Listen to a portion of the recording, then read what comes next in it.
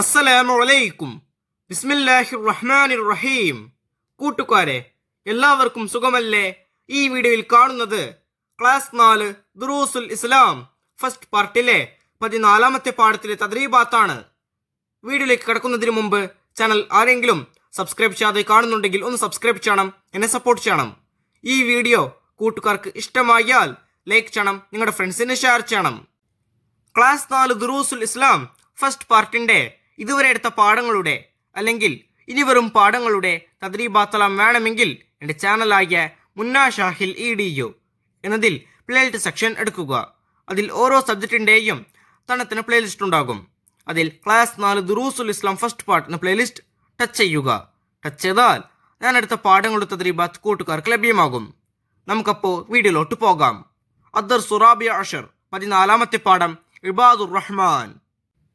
ഇതാ ഒരടിമയെ വിൽക്കാനുണ്ട്, ആർക്ക് വേണം? നബി സല്ലല്ലാഹു അലൈഹി വസല്ലമ വിളിച്ചു പറഞ്ഞു. എല്ലാവരും നോക്കി. ദരിദ്രനായ ഒരു ഗ്രാമീണൻ, അദ്ദേഹം അർദ്ധനഗ്നനാണ്. ശരീരത്തിൽ നിന്ന് വിയർപ്പ് തുള്ളികൾ ഉറ്റി വീഴുന്നുണ്ട്. ഗ്രാമ്യ വിഭവങ്ങൾ മദീനയിൽ കൊണ്ടുവന്ന് വിറ്റാണ് അദ്ദേഹം ഉപജീവനം തേടിയിരുന്നത്.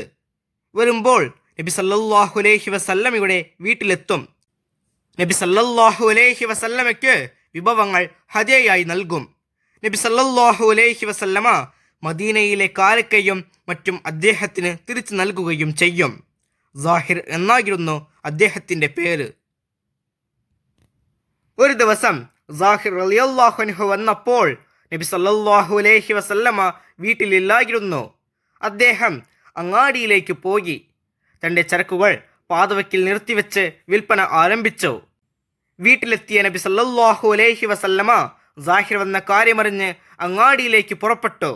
നബി സല്ലല്ലാഹു അലൈഹി വസല്ലമ അദ്ദേഹത്തിൻ്റെ പിന്നിലൂടെ ചെന്ന് കണ്ണുപൊത്തി. അയാൾ കുതിരയെങ്കിലും നബി സല്ലല്ലാഹു അലൈഹി വസല്ലമ പിടിവിട്ടില്ല.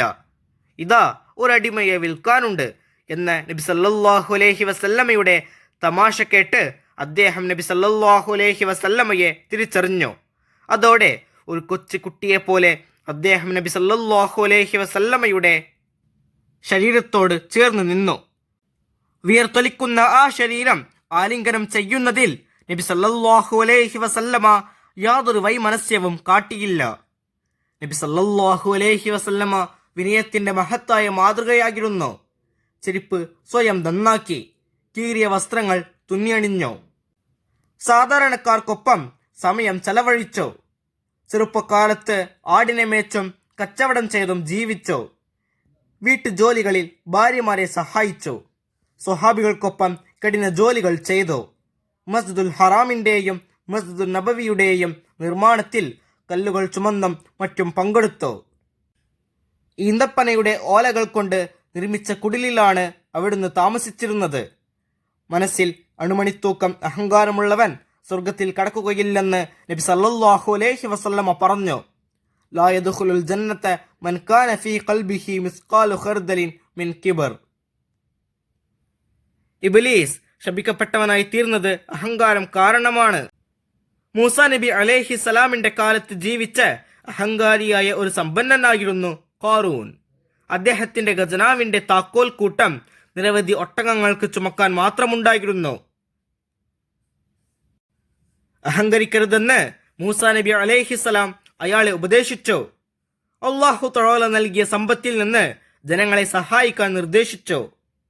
ഭൂമിയിൽ കുഴപ്പങ്ങൾ ഉണ്ടാക്കരുതെന്ന് കൽപ്പിച്ചു. വിനയത്തോടെ ജീവിക്കാൻ ആവശ്യപ്പെട്ടു. എന്നാൽ അയാൾ ഉപദേശം ചെവിക്കൊണ്ടില്ല. അയാളുടെ ധിക്കാരത്തിന് അല്ലാഹു കനത്ത ശിക്ഷ നൽകി.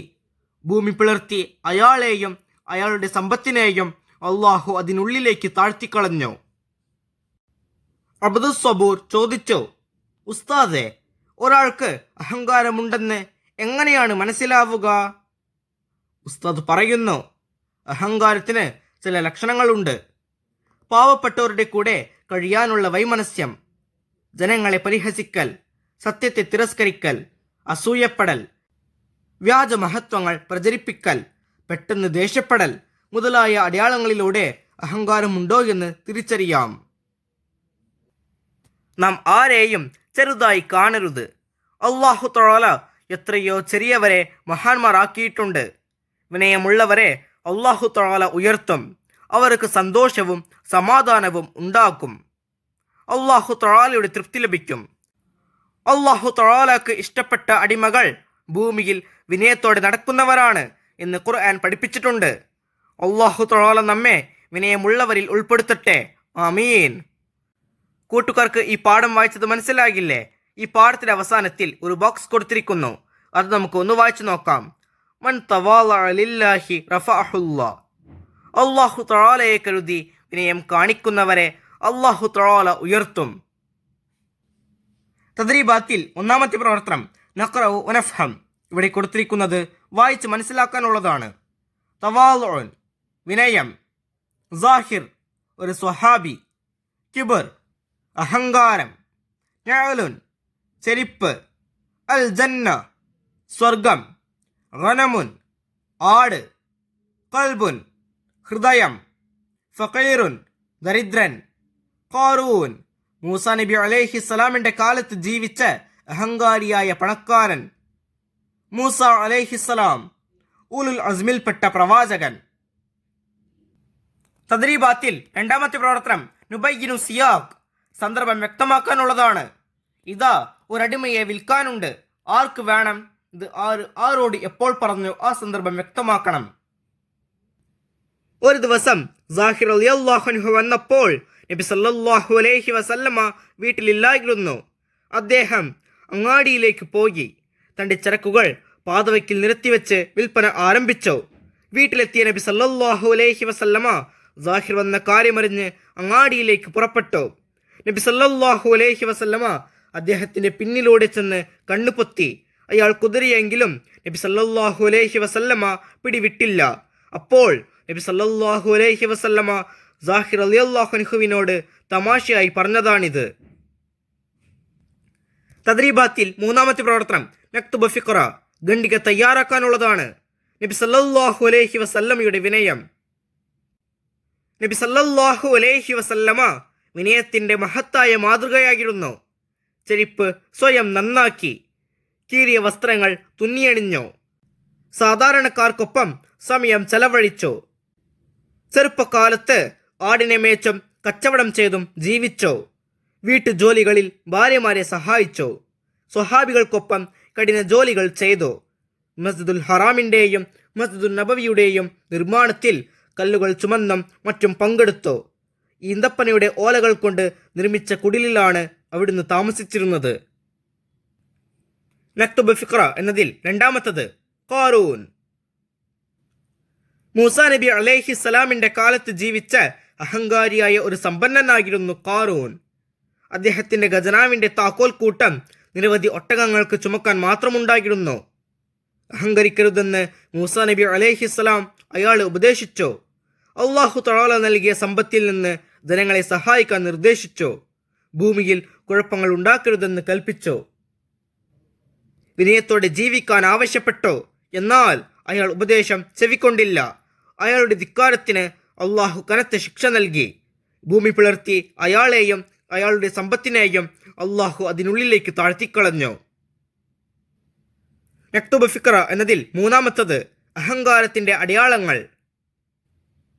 പാവപ്പെട്ടവരുടെ കൂടെ കഴിയാനുള്ള വൈമനസ്യം, ജനങ്ങളെ പരിഹസിക്കൽ, സത്യത്തെ തിരസ്കരിക്കൽ, അസൂയപ്പെടൽ, വ്യാജ മഹത്വങ്ങൾ പ്രചരിപ്പിക്കൽ, പെട്ടെന്ന് ദേഷ്യപ്പെടൽ മുതലായ അടയാളങ്ങളിലൂടെ അഹങ്കാരമുണ്ടോ എന്ന് തിരിച്ചറിയാം. തദ്രീബാത്തിൽ നാലാമത്തെ പ്രവർത്തനം നക്തുബു ഖംസ അസ്ഇലത്തിൻ കമാഫിൽ മിസാൽ. ഇവിടെ കൊടുത്തിരിക്കുന്നത് പോലെ 5 ചോദ്യങ്ങൾ നിർമ്മിക്കണം. അപ്പൊ നോക്കൂ, ഇബ്ലീസ് ശപിക്കപ്പെട്ടവനായി തീരാൻ കാരണമെന്ത്? ഈ പാഠത്തിൽ നിന്ന് ഒരു ചോദ്യം ചോദിച്ചിരിക്കുന്നു. ഇതുപോലെ 5 ചോദ്യങ്ങൾ നമ്മൾ ഈ കൊടുത്തിരിക്കുന്ന വരികളിൽ എഴുതണം. ഉദാഹരണത്തിൽ കൊടുത്തതിന്റെ ഉത്തരം എന്താണ്? അഹങ്കാരം. ഇനി ഒന്നാമത്തെ ചോദ്യം, മൂസാ നബി അലൈഹിസ്സലാമിന്റെ കാലത്ത് ജീവിച്ചിരുന്ന അഹങ്കാരിയായ സമ്പന്നൻ ആരായിരുന്നു? ഉത്തരം ഖാറൂൻ. ഇനി രണ്ടാമത്തത്, ചെറുപ്പകാലത്ത് നബി സല്ലല്ലാഹു അലൈഹി വസല്ലമ എങ്ങനെയാണ് ജീവിച്ചിരുന്നത്? ഉത്തരം ആടിനെ മേച്ചും കച്ചവടം ചെയ്തും. 3. നബി സല്ലല്ലാഹു അലൈഹി വസല്ലമയുടെ വീട് എങ്ങനെയുള്ളതായിരുന്നു? ഉത്തരം: ഈന്തപ്പനയുടെ ഓലകൾ കൊണ്ട് നിർമ്മിച്ച കുടിലായിരുന്നു. 4. വിനയം ഉള്ളവർക്ക് ലഭിക്കുന്ന പ്രതിഫലം എന്ത്? ഉത്തരം: വിനയം ഉള്ളവരെ അല്ലാഹു തആല ഉയർത്തും, അവർക്ക് സന്തോഷവും സമാധാനവും ഉണ്ടാക്കും. 5. ഖാറൂനിന് അല്ലാഹു നൽകിയ ശിക്ഷ എന്തായിരുന്നു? ഉത്തരം: ഭൂമി പിളർത്തി അയാളെയും അയാളുടെ സമ്പത്തിനെയും അല്ലാഹു അതിനുള്ളിലേക്ക് താഴ്ത്തിക്കളഞ്ഞു. തദ്രീബാത്തിൽ 5-ാമത്തെ പ്രവർത്തനം തഖ്സീസ്. നിങ്ങളിൽ അഹങ്കാരത്തിന്റെ ലക്ഷണമുണ്ടോ? പരിശോധിച്ച് എഴുതുക. നാം ഈ പാഠത്തിൽ അഹങ്കാരത്തിന്റെ ലക്ഷണങ്ങൾ പഠിച്ചു. ഈ ലക്ഷണങ്ങൾ കൂട്ടുകാർക്കുണ്ടോ? ഇത് പരിശോധിച്ച് എഴുതാനുള്ളതാണ്. ഈ ലക്ഷണങ്ങളൊക്കെ നമുക്ക് ഉണ്ടാവാൻ പാടില്ലാത്തതാണ്. ഇൻഷാ അല്ലാഹ് അടുത്തൊരു സബ്ജക്റ്റുമായി നമുക്ക് വീണ്ടും കാണാം. അപ്പോൾ എല്ലാവർക്കും ഒരിക്കൽ കൂടി അസ്സലാമു അലൈക്കും വറഹ്മത്തുള്ളാഹി തആല വബറകാതുഹു.